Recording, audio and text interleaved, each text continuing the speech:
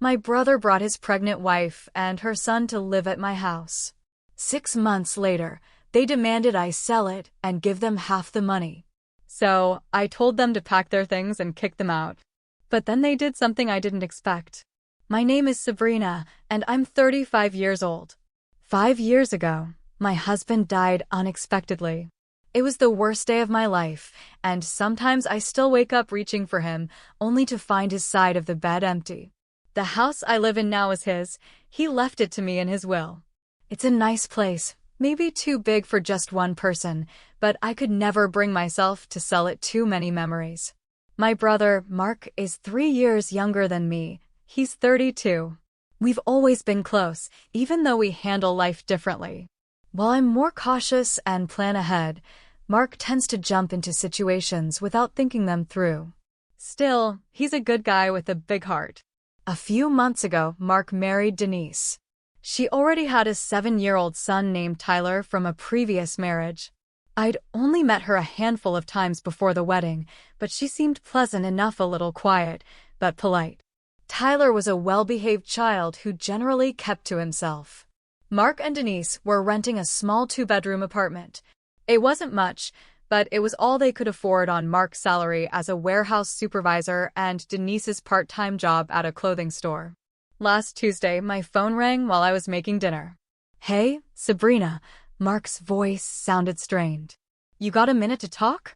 "Sure. What's up?" I stirred the pasta sauce I was making, sensing already that something was wrong. "I've got a problem. Actually, several problems." He took a deep breath. "They demoted me at work. Budget cuts, less pay, different shift." "Oh, Mark, I'm sorry. That's not all. Denise is 2 months pregnant." "Pregnant already?" I wasn't sure whether to congratulate him or commiserate, given his tone. "And our landlord just gave us notice. They're renovating the building and not renewing any leases. We have to be out in 10 days. And with my pay cut and the baby on the way, I can't afford the security deposit for a new place right now." I knew what was coming before he even asked. "Sabrina, I hate to ask you this, but do you think we could stay with you for a little while? Just until I get back on my feet? Your house has those extra bedrooms. We won't be any trouble, I promise. Just a few months, tops." My house did have 3 unused bedrooms, and he was my brother, my only family really, since our parents had moved to Arizona and we rarely spoke. "How's Denise handling the pregnancy?"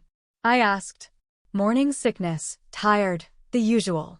She's worried about moving while pregnant, especially with nowhere to go." I thought about it for a moment longer. "Okay, Mark. You can stay here while you sort things out." "Oh wow, you're a lifesaver, Sabrina." "I swear we won't be a burden. Denise is great at keeping house, and she's a really good cook, too. You'll barely notice we're here." "Okay," I said, already wondering if I was making a mistake. "When are you thinking of moving in? Is tomorrow too soon? The landlord's giving us a break on this month's rent if we leave quickly." And that's how it began. The next day, Mark, Denise, and Tyler moved into my house with 6 suitcases, a few boxes, and promises that they wouldn't stay long. The first few weeks weren't bad at all. Denise was genuinely helpful around the house. She cooked dinner most nights, and the food was good. She kept the common areas clean, and she was pleasant to talk to. Tyler was polite and quiet, usually playing video games or reading in his room. I even started to enjoy having him around. The house had been lonely after my husband's death, and having people filling the rooms with noise and life was nice. Some nights, we'd all watch movies together, and I'd sometimes help Tyler with his homework when Denise was resting. Mark seemed stressed, but grateful. He'd kiss my cheek every morning before leaving for work and thank me again for letting them stay. "Just a few more months," he'd say. "I'm sending out applications for better jobs every day."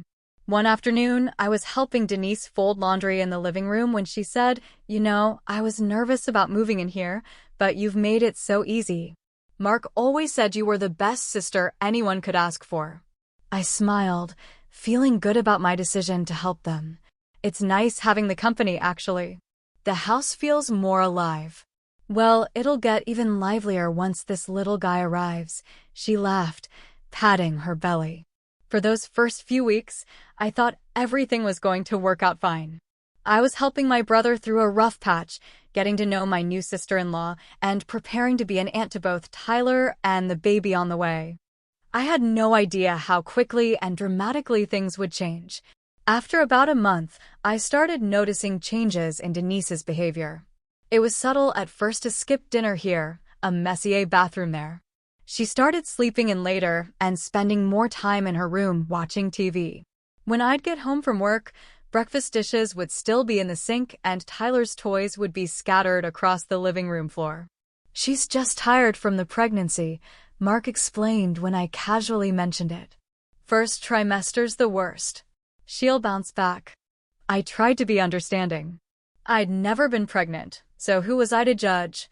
I picked up the extra slack, cleaning up after dinner and helping Tyler with his homework more often. Then came the Saturday that changed everything. It was the 5th anniversary of my husband's death, and I'd invited a few close friends over for dinner to remember him.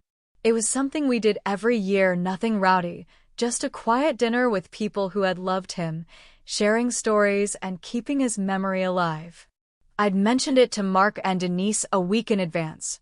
Just a heads up, I'll have a few friends over on Saturday.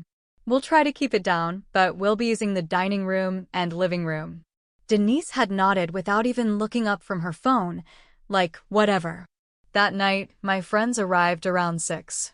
We were sitting around the dining room table, plates pushed aside, looking at old photo albums when Denise stormed into the room. Her hair was a mess, and she was wearing a stained t-shirt and pajama pants. "What the hell is going on here?" she snapped, her voice so sharp that everyone went silent.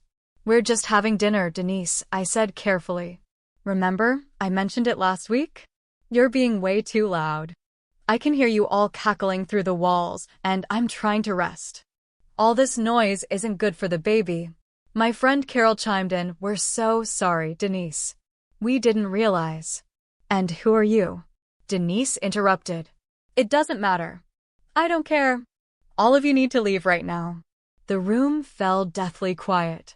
My friends looked at me, uncomfortable and confused. I felt my face flush with embarrassment and anger. "No one is leaving, Denise. These are my close friends, and we're honoring my husband's memory tonight. We're not being loud. We're just talking and looking at photos." "It's your husband's death day?" "Well, he's been dead for years. Get over it already." She glared at me, then at my stunned friends. "This is ridiculous. I need peace and quiet." With that, she stormed out, slamming the door behind her. My friends tried to pretend nothing had happened, but the evening was ruined. They left early, hugging me at the door and casting worried glances back at the house. That night, I confronted Mark when he got home from his night shift. "Your wife just humiliated me in front of my friends," I said, trying to keep my voice steady. "She told them to leave my house and said horrible things about my husband." Mark rubbed his eyes. "I'm sorry about that. She's been having a hard time with mood swings. The pregnancy hormones are really affecting her. Pregnancy doesn't give her the right to be cruel, Mark." I know. I'll talk to her, I promise. Just try to be a little tolerant of her, please." For me. I agreed, mostly because I didn't want to fight with my brother. But whatever conversation he had with Denise did nothing to improve her behavior. In fact, things got worse.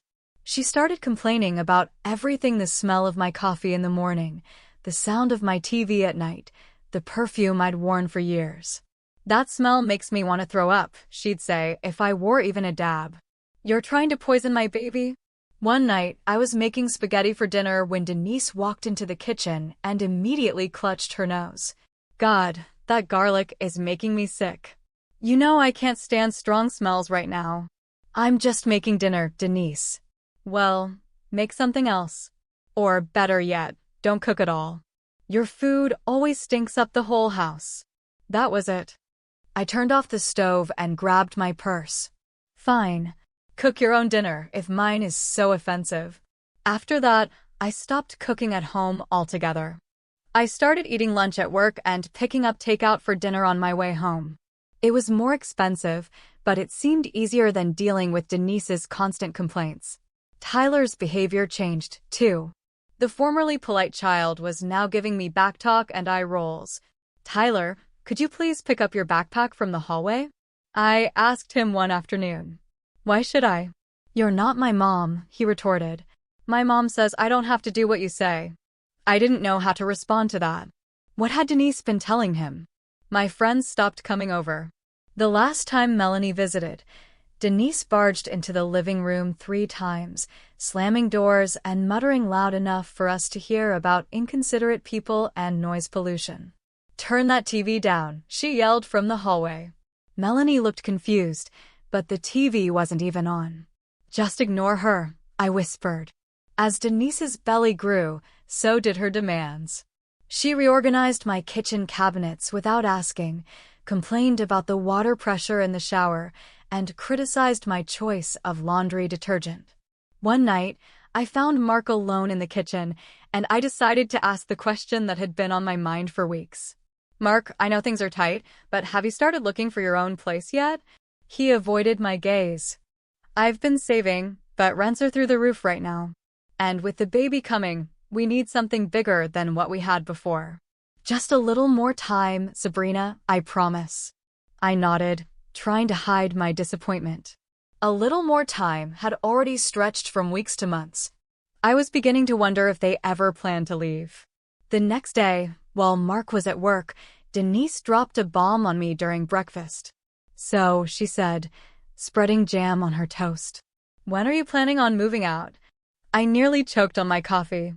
"Excuse me." "This house," she said casually. "Mark says we'll need the extra room for the baby." "Your room would be perfect for a nursery." And that's when I realized we had a much bigger problem than I thought.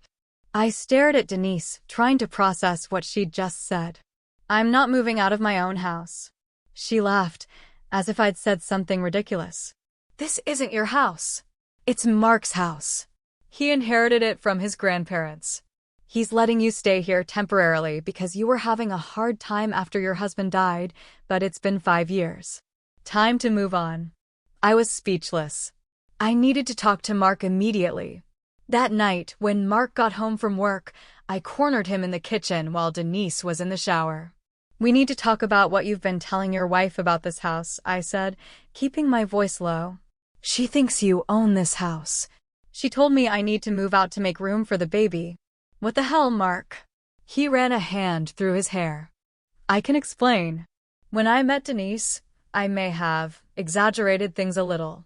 I told her my grandparents left me this house and that I was letting you stay here until you got back on your feet." "Why would you lie about that?" He looked down at his feet. "She was dating this lawyer guy who had his own condo. I wanted to impress her, show her I had something, too." "So you claim my house is yours? The house my husband and I bought together?" "That he left to me when he died." "I'm sorry, Sabrina. I intended to tell her the truth eventually, but then we got married, and it just got harder to admit I'd lied." I couldn't believe what I was hearing. "You need to tell her the truth, Mark. Today. I can't just spring this on her now. She's pregnant, stressed. If you won't tell her, I will," I said firmly. Okay. I'll talk to her. Just give me some time to find the right moment." But days passed, and Mark kept finding excuses to delay the conversation. Meanwhile, Denise became bolder in her demands. At breakfast a week later, she made her move. "Well, I've been thinking about the nursery. I need you to clear out your room in the next 2 weeks. The baby will be here before we know it, and we need to start getting things ready." I looked at Mark, who was suddenly very interested in his cereal. "Mark," I said pointedly, "is there anything you want to tell your wife?" He shifted in his seat but remained silent. "Fine," I said. "Show's over, Denise. This house has never belonged to Mark. It was my husband's, and he left it to me when he died. Mark has no claim to it." Denise's face went from surprised to furious in a matter of seconds. She turned to Mark. "What is she talking about?" Mark looked miserable. "I was going to tell you." "Tell me what?" Denise's voice rose. "Sabrina's right. This is her house. I never owned it. You lied to me. Denise stood up so quickly that her chair toppled backward. You've been lying this whole time. You told me your grandparents left you this place. I know, and I'm sorry. I didn't want you to worry. Worry? You're an idiot, Mark. A complete loser. She stormed out of the kitchen and slammed the bedroom door so hard the dishes rattled. I thought that would be the end of it.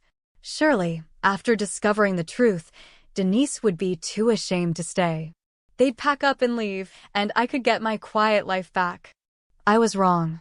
The next morning, Mark and Denise came into the kitchen together, looking strangely united. They sat across from me at the table, and Mark cleared his throat.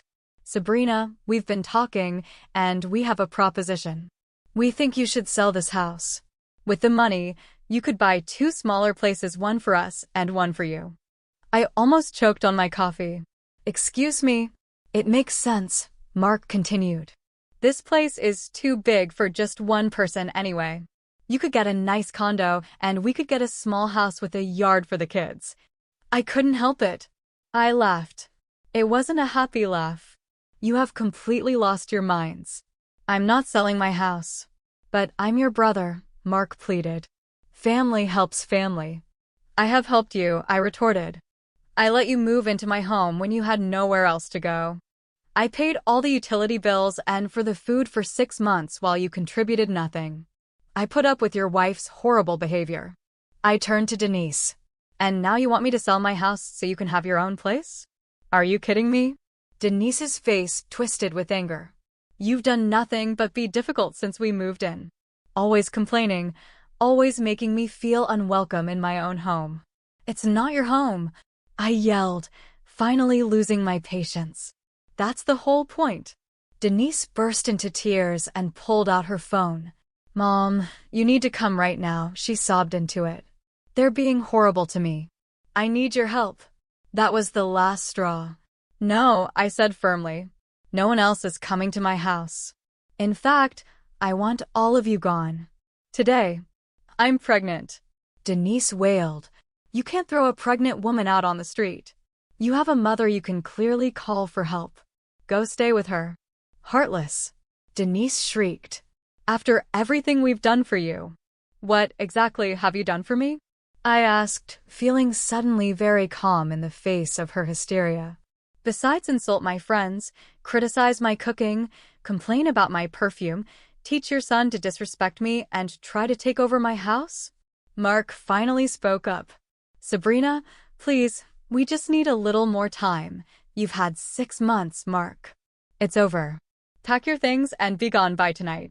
It was the ugliest scene imaginable, Denise screaming and crying, Mark pleading for more time, Tyler running around and adding to the chaos. But I held firm. By nightfall, I had their belongings loaded into Mark's car and a borrowed pickup truck from a friend.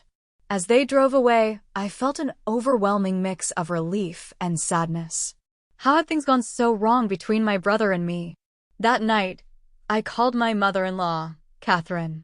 We'd remained close after my husband's death, and she'd always given me good advice. Change the locks, she said immediately after hearing my story. And install security cameras. I don't trust that woman not to try something stupid.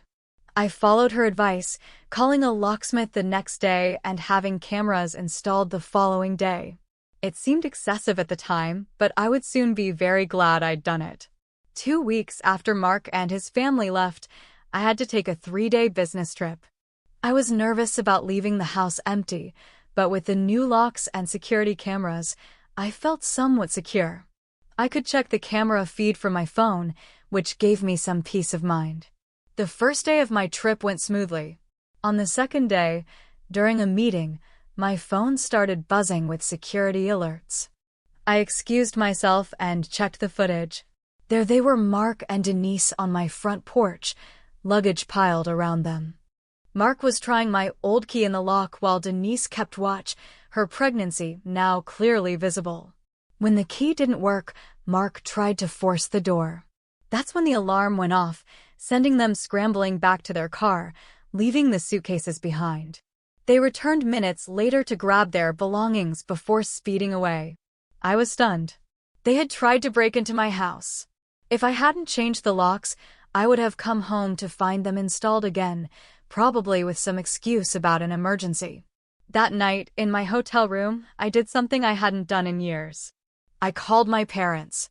My relationship with them had always been strained. They never approved of my husband, thought I'd gotten married too young, and generally found ways to criticize my life choices.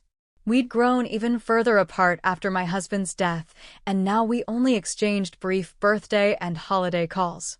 "Sabrina? Is everything okay?" my mother answered, surprised to hear from me.